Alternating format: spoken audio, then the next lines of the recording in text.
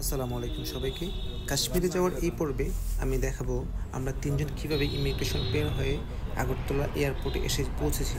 তো আগরতলা এয়ারপোর্টে কেন? কারণ আমরা কুমিল্লা থেকেই ভারতে ঢুকে তারপর হচ্ছে যে আমরা দিল্লিতে যাই, দিল্লি থেকে কাশ্মীরে যাই। তো এখানে আসার পর আমরা আসলে খিদে অনুভব করলাম, দেন আমরা একটা লোকাল হোটেলে ঢুকলাম। তো ওদের খাবার আইটেমটা ছিল এরকম: সাদা ভাত, লেবু, পেঁয়াজ, তারপর সবজি আর সামান্য একটু মাছ ছিল। দেন খাওয়া দাওয়া শেষে আমরা আবার এয়ারপোর্টে চলে আসলাম, যেহেতু আমাদের টাইম খুবই কম ছিল। সো আমরা এয়ারপোর্টে চলে আসলাম। তারপরে এখানে শুরুর দিকেই কিছু নিরাপত্তা কর্মী ছিল, যদিও আমরা তারা আসলে ওভাবে বাধা দেয় নাই বা তারা কোনো চেক আউট করে নেই যে আসলে আমরা কোথা থেকে এসেছি, আমাদের সাথে পাসপোর্ট ভিসা আছে কিনা। এটাই হলো ত্রিপুরার একমাত্র আগরতলা এয়ারপোর্ট। তো এয়ারপোর্টটা সিমসাম ছিল, খুবই ভালো, কিন্তু জনসংখ্যা খুবই কম ছিল। আমরা আস্তে আস্তে ভিতরে যাওয়ার চেষ্টা করেছি। এখানে কিছু নিরাপত্তা কর্মী দেখতে পেলাম। আমরা আরেকটু ভিতরে যাচ্ছি। তো ভিতরের পরিবেশটা খুবই গোছানো ছিল, আমার কাছে দেখে ভালোই লাগলো। কারণ আমরা সচরাচর যে এয়ারপোর্টগুলো দেখি বাংলাদেশে, এগুলাতে খুবই ক্রাউডেড এরিয়া থাকে, খুবই মানুষের আনাগোনাটা বেশি থাকে। এখানে কিন্তু তেমনটাই দেখা যাচ্ছে না। তারপর এখানে আমাদের ভিডিওটা অফ করে দিতে হচ্ছে, কারণ এখানে ওদের কিছু রেস্ট্রিকশন ছিল। আর আমরা যখন গিয়েছিলাম তখন বাংলাদেশি কোনো ইউটিউবার সম্ভবত কোনো ইমিগ্রেশনে এসে কোনো একটা ভিডিও ছাড়ে, দেন হচ্ছে এটা সোশ্যাল মিডিয়াতে প্রচুর ভাইরাল হয়, যার জন্য ভিতরে ক্যামেরা অ্যালাউ ছিল না ওই সময়টাতে। তো এখনটার খবর আমি জানি না। সো এই ছিল আগরতলা এয়ারপোর্টের একদম সামনের দিকটা। ভিতর দিকটা খুবই সুন্দর, খুবই গোছানো। এই ছবিতে আমি কিছু দেখানোর চেষ্টা করেছি। তারপর আমরা বিমানে উঠলাম।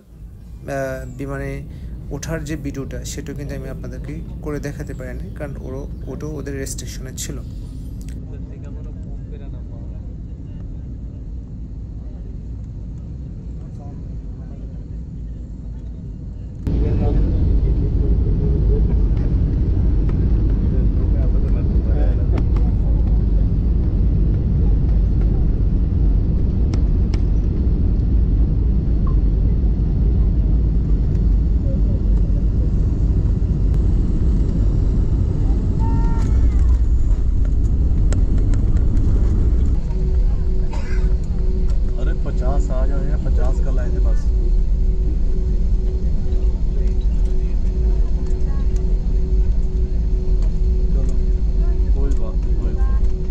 वापसी मेरी फ्लाइट लैंड हो गई है और 1 घंटे में घर, बस और समझ 1.5 घंटे में घर पे हूँ। अगर फ्री आप घर पे मिलना तो घर पे आ गया।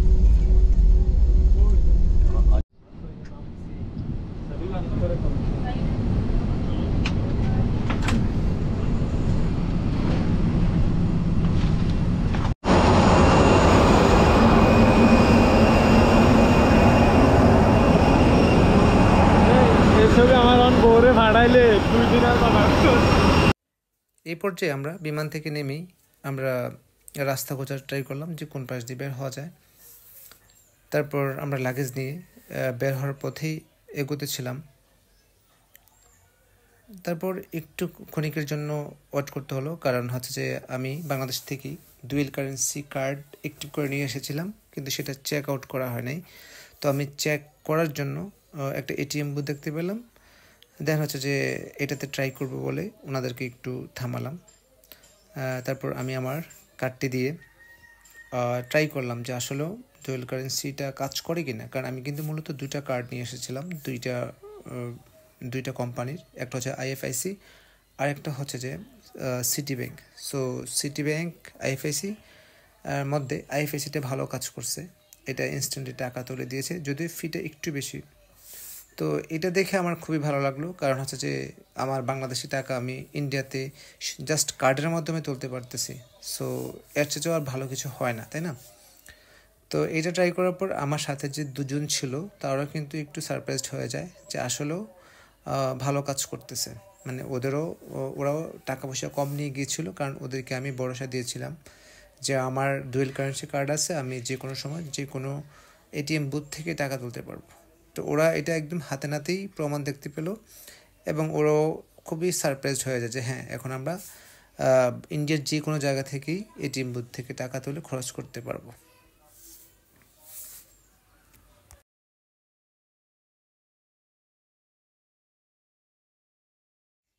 তারপর আমরা লাগেজ নিয়ে বাইরে বেরিয়ে আসলাম, কিন্তু আমরা আসলে বুঝতে পারছিলাম না যে কোন পাশ দিয়ে এক্সিট করব। কারণ হচ্ছে যে এয়ারপোর্টের থেকে বের হওয়ার পরেও আমরা এক্সিট পয়েন্টটা খুঁজে পাচ্ছিলাম না। বিকজ আপনারা জানেন যে এশিয়াতে সম্ভবত দিল্লি এয়ারপোর্টের পৃথিবীর এশিয়ার মধ্যে সবচেয়ে বড় এয়ারপোর্ট। সো এটার এক্সিট পয়েন্টটা খুবই দীর্ঘ ছিল। তো আমরা তিনজনে যেহেতু প্রথমবার বিমানে চড়া এবং কি এক্সিট ইন্টার সব কিছু নতুন ছিল, সেক্ষেত্রে আমরা কিছুই বুঝতেছিলাম না। তাছাড়া আমাদের হিন্দিতে উইক ছিলাম, ইংলিশে মোটামুটি উইক। সো এই হচ্ছে কাহিনী। এখন আমরা দুজন ড্রাইভারের সহযোগিতা নিলাম।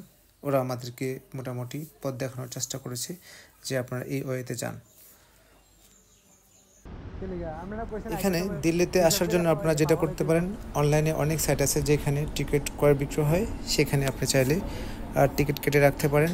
আপনি চাইলে যাওয়া আসার দুটোটার টিকিটই কিন্তু কেনাকাটা করতে পারেন, সেক্ষেত্রে আপনার জন্য খুবই ইজি হবে। আর আপনি যদি বলেন যে না আপনার সর্বোচ্চ টাইম আছে আপনার হাতে, তো সেক্ষেত্রে আমি বলবো যে এই ওয়েতে না কেটে আপনি জাস্ট যাওয়ার টিকিটটা কাটলেন একবার, আবার ওইখানে থাকতে আবার আসার টিকিটটা কাটলেন।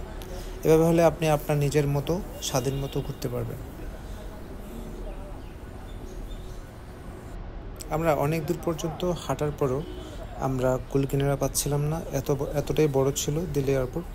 তাই আমরা একটা মোটর বাইকারের সাহায্য নিই, উনি আমাদেরকে যথেষ্ট সহযোগিতা করেছেন, ডিরেকশন দিয়েছেন। তো আমরা ওই ডিরেকশন অনুযায়ী আমরা একটু সামনে যেয়ে একটা সিএনজি পাই, ওই সিএনজি দিয়ে আমরা এয়ারপোর্টের বাইরে চলে আসি। তারপর বাইরে চলে আসার পর ওনাকে আমরা সাজেস্ট করি যে ভাই আমাদের জন্য একটা রুম ফিক্সড করে দেন, যেহেতু মোটামুটি আমাদের সন্ধ্যা হয়ে গিয়েছিল তখন উনি নিজের দায়িত্বে একটু সময় দিয়ে আমাদের জন্য হোটেল বা রুম বুকিং করে দেয়। তো আমরা যতটুকু জানতে পারলাম যে প্রত্যেকটা সিনজোয়ালার সাথে এখানে রুম মালিকদের ভালো একটা সাজস্য থাকে, ওদের একটা কমিশন বাণিজ্য হয়। তো যাক ওটাতে আমাদের ইন্টারফেয়ার করে লাগবে, তো আমরা চেষ্টা চালিয়ে যেতে লাগবো।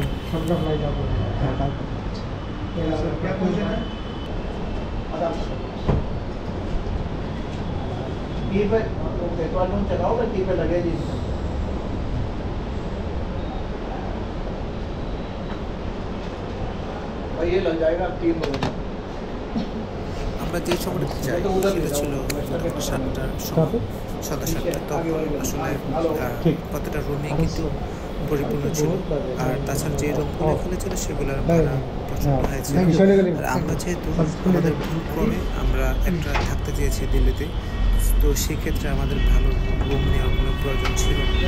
আমরা গিয়েছিলাম বাজেট ফ্রেন্ডলি। সো এক্ষেত্রে যদি আমরা অনেক বেশি টাকা খরচ করি সেক্ষেত্রে তো আমাদের হবে না, সেই জন্য আমরা আরেকটি হোটেল দেখার ট্রাই করি। আর এক্ষেত্রে আবারও আমাদেরকে আগের মতোই সিনজোয়াল আমাদেরকে হেল্প করলো। তো আমরা মূলত অনেকটি আসি, সেখানে আমরা ভাড়ার জন্য কথা বলতে পারি। তো এখানে আমরা একটা স্ক্যামের শিকার হই, সেটা আমি আপনাদেরকে বলতেছি। স্ক্যামটা হলো এরকম যে আমরা একটা রুম নিয়েছি, তো রুম নেওয়ার সময় ওনারা বলেছে যে রুমের ভাড়া কম রাখা যাবে, ট্যাক্সের জন্য এক্সট্রা একটা পেপারস সাইন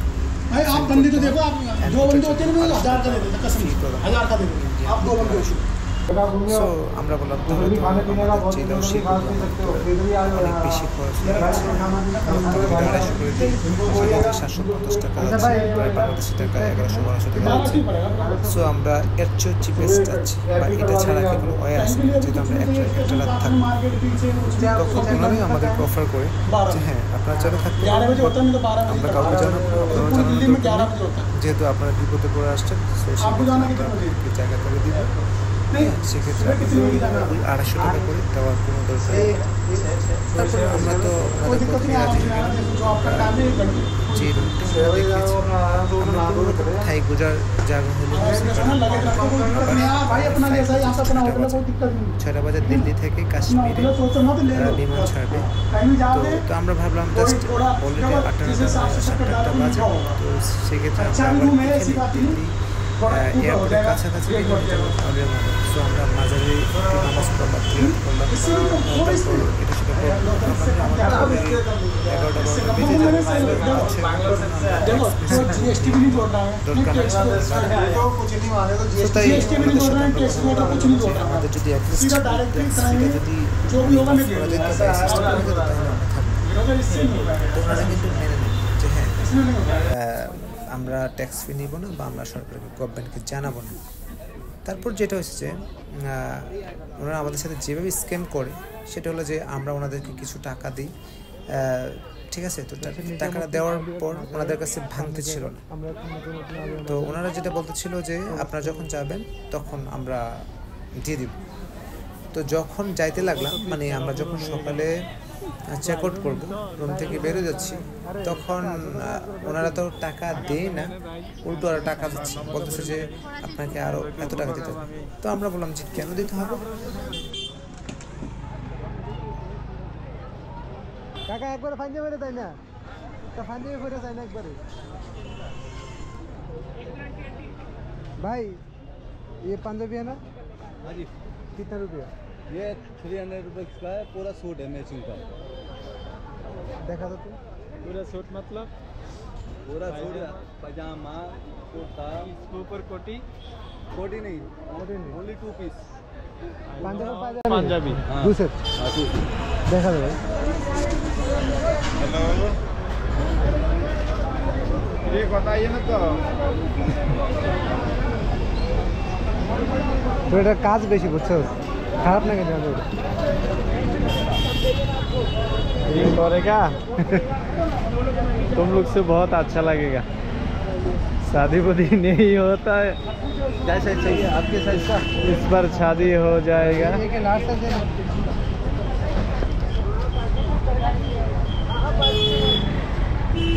साइज नहीं देखा? इसको छोड़ो, मैं नाप रही हूँ। आपका होगा तो आपको दूंगा, नहीं होगा तो लटका दूंगा। বন্ধু তো রুচি আছে, কেন খারাপ লাগতো না? এটার লাগে যা মিলে লিসুপ করি, এটার লাগে মিলবে কিন্তু এটা উঠবি যা ফেরা লাগি, কোচ হিসাবে ফেরা লাগি। আর যাই হোক কইতে তো পারবি নিজামুদ্দিন আউলিয়ার ইয়ার থেকে গেলে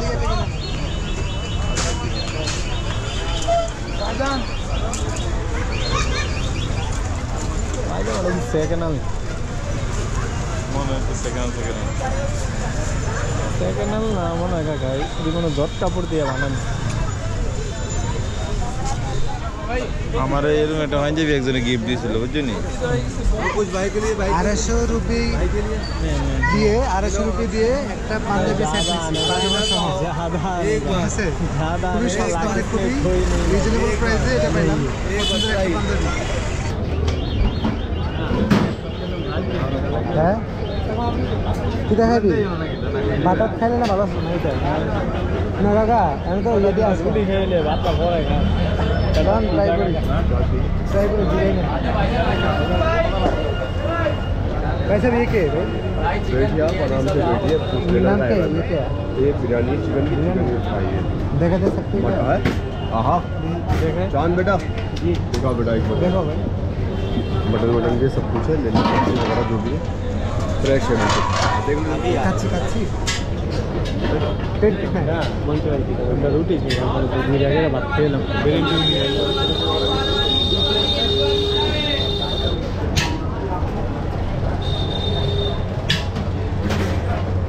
नीचे मोटी कितना लेगा सदा मिलर भाई से?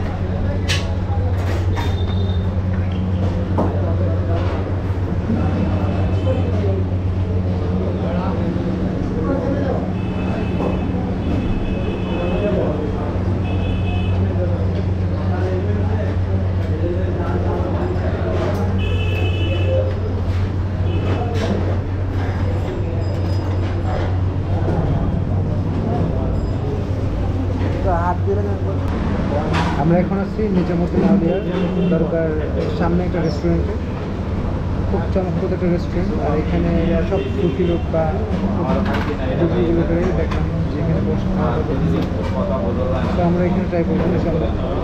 আমরা এখন নিচ্ছি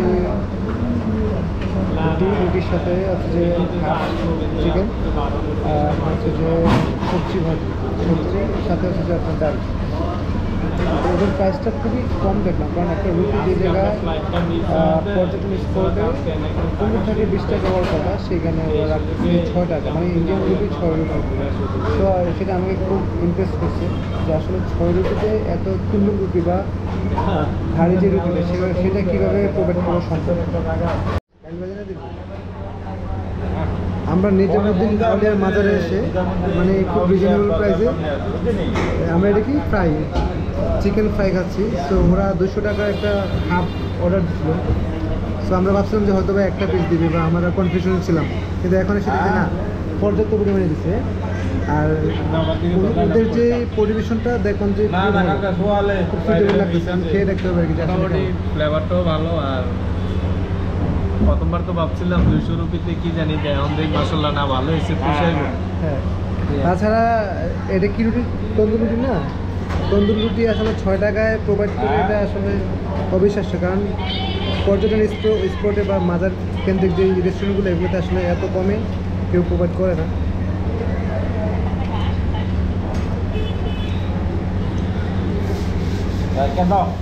রুটি লাগবে দেখা দাও।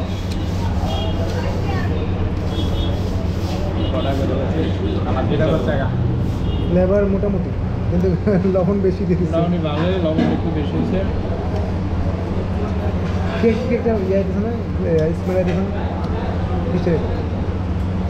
আচ্ছা, কেকটা স্মেল আইতেছে না, গ্রাম কিসের এটা? আমার তো লাগে না 24 গ্রাম হয়ে গেছে।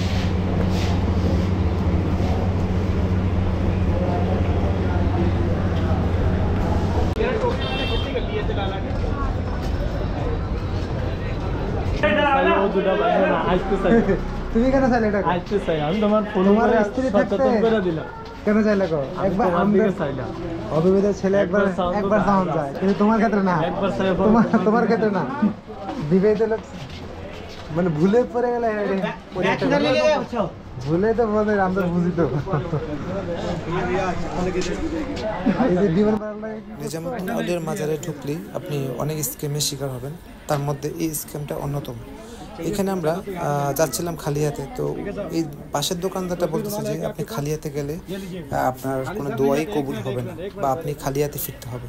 তো আমরা বলতেছি যে না, কেন, আমরা তো ওনার কাছে যাবো, দোয়া দরুদ পড়বো, দেন হচ্ছে যে আল্লাহ আমাদেরকে সেটা দিবে। উনি বলতেছে না, ওনার জন্য অবশ্যই ফুল, আতর, লোবান বা হচ্ছে গিলাপ নিতেই হবে, না নিলে উনি আসলে আমাদেরকে দিবেন এমন কিছু, মানে যেটা আমাদের শিরকি আকীদার মধ্যে পড়ে। সো আমরা ওনাকে যতই বোঝাতে থাকলাম, কিন্তু উনি মানতেছে না। মোট কথা ওনার দোকান থেকে কিছু কিনতে হবে এমন কিছু। তো উনি আমাদেরকে এক পর্যায়ে জেরাই করতে লাগলো। আমরা চলে যাচ্ছিলাম, দেন আবার ডাকলো, যে বলতেছে যে না, মানে কিছু নিতেই হবে এরকম কিছু। হ্যাঁ, তো আমরা ওনাকে যতই বোঝাই উনি মানতেছেন না। তো এমন করে যদি প্রত্যেকটা দর্শনার্থীর সাথে করে, তাহলে কেউ কি আর মাজারে আসবে জিয়ারত করতে? তো নিজামুদ্দিন আউলিয়ার মাজারের এই বিষয়টা আমার কাছে খুবই খারাপ লেগেছে। তো এই বিষয়গুলো আপনারা এড়িয়ে যাবেন, যতই রিকোয়েস্ট করুক। ওদের কাছে কিছু রাখবেন না, ওদের থেকে কিছু নেওয়ার দরকার নেই। नहीं, मैं दुकान बंद करेगा आधा घंटा।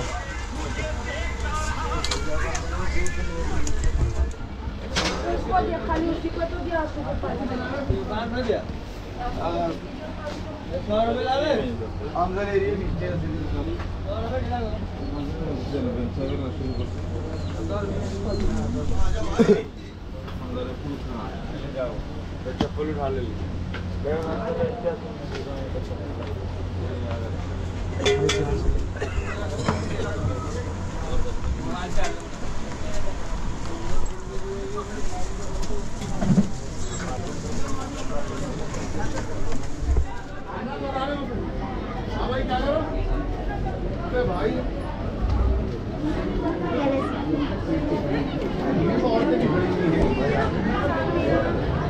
कुछ नहीं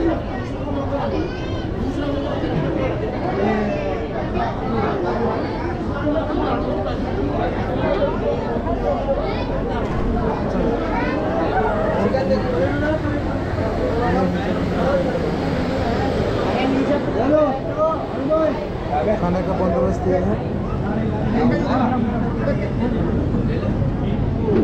चलो भाई चौधरी आप लोग चौधरी है आप लोग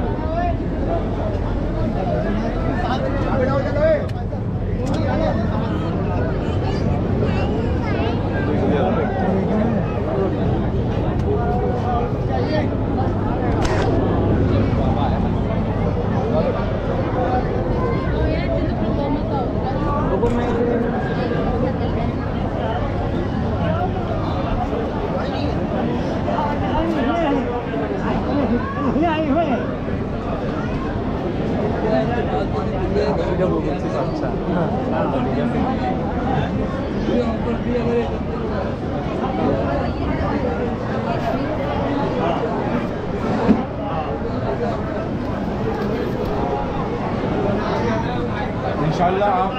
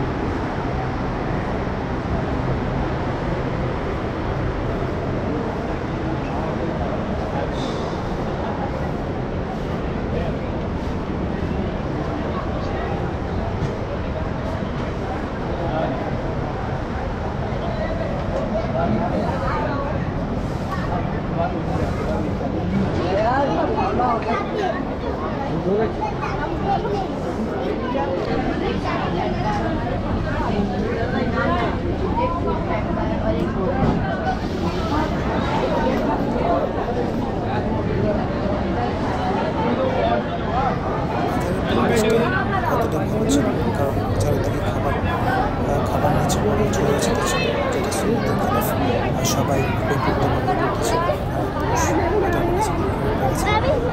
তারপর আমরা দরকার বাইরে গিয়ে আমরা একটা রেস্টুরেন্ট খোঁজা ট্রাই করলাম, কিন্তু কোনো ধরনের ভাতের হোটেল পাচ্ছিলাম না। দেন আমরা একটা ফাস্ট ফুডের দোকানের মধ্যে একটা পেলাম, সেখান থেকে আমরা ছোট্ট রাইস অ্যান্ড জাস্ট সবজি আর ডাল ভাজি দিয়ে কী একটা যেন বানাইছে সেটা দিয়ে আমরা খাওয়া শুরু করলাম। তো সবাই আমার পাশে থাকবেন, আমি নেক্সট ব্লগেও কাশ্মীরের যাওয়ার সেকেন্ড পার্টটা আপলোড দেবো। সবাই ভালো থাকবেন আর সাবস্ক্রাইব করবেন।